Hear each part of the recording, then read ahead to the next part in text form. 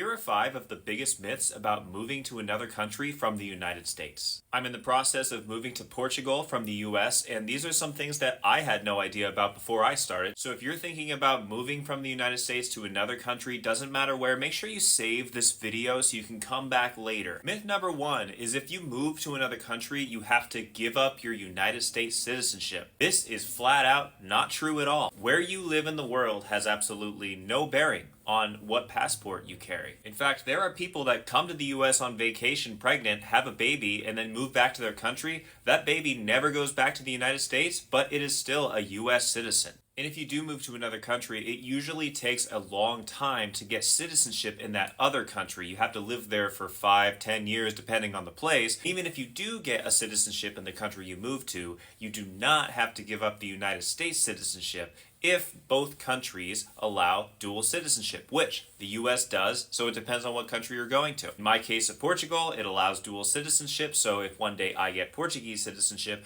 I can keep my US citizenship. So most times, citizenship will not even come into play, except when it comes to taxes, which brings me to myth number 2. Myth number 2 is if you move abroad, you won't have to file for US taxes anymore. The US is special in that it's one of the only countries in the entire world that taxes all of its citizens based on citizenship, not location. Remember that family I mentioned in example 1 that comes to the US, has a kid, and then moves back to Sweden or whatever? Well, that kid is now a US citizen, and even if they never come back, they are actually legally bound to file taxes in the US forever. Does that sound crazy to you? Absolutely it does. It doesn't make any sense. There's been a lot of pushes to get rid of citizenship-based taxation because it's just kind of outdated at this point, and it leads to a lot of paperwork that's really unnecessary because just because you have to file for taxes doesn't necessarily mean you'll owe anything. I'm not a tax expert. I am just the messenger here. If you are a United States citizen, you always have to file taxes, no matter what, no matter where you live.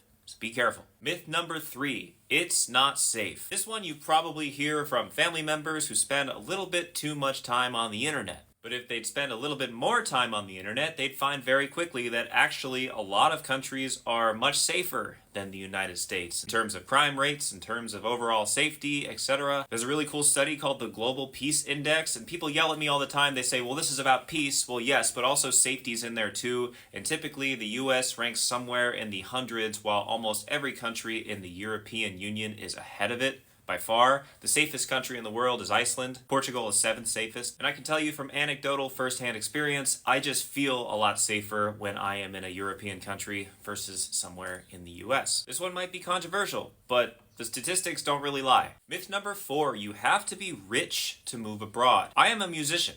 I am almost by pure definition not rich. I make lo-fi beats on my laptop. I'm very thankful I get to do what I do full time, but I am not Scrooge McDuck swimming in his gold coins, okay? I am just a normal guy. Obviously, being rich helps, but it always kind of helps in life. It would be easier to be rich and not move at all. In fact, I think a reason why a lot of people our age are moving abroad is because we can't really make it financially work in our home country. So we're looking for something new. In fact, there are tons of visas where you can do working holiday jobs or just straight up working visas in general where you're going for a normal job. And oftentimes, in the case of Europe, probably for less pay. But it's a trade-off because moving abroad really isn't a financial decision all the time. Sometimes moving abroad is just a vibes-based decision, man. And that's okay.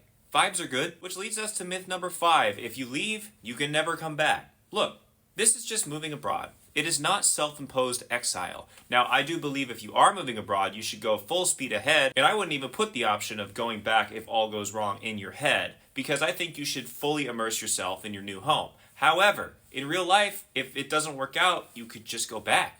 There's really nothing wrong with that. You tried it. You did more than 95% of people would have ever done, probably even more percent than that. So yeah, there's really no shame in trying something. If it doesn't work or you don't like it, you just go back. No harm done. For me, the scariest part of this moving abroad process isn't the actual move itself. It's realizing how much about the world I literally know nothing about. And getting out of my own little bubble here has been more of an education than I can ever dream of. So if you've ever thought about moving to another country, stick around. You probably like what I talk about here because I am in the process myself of moving to Portugal with my beautiful girlfriend. We'll be there in less than 90 days. Ish. And let me know if you could move anywhere in the world, where would that be and why? Safe travels, everybody.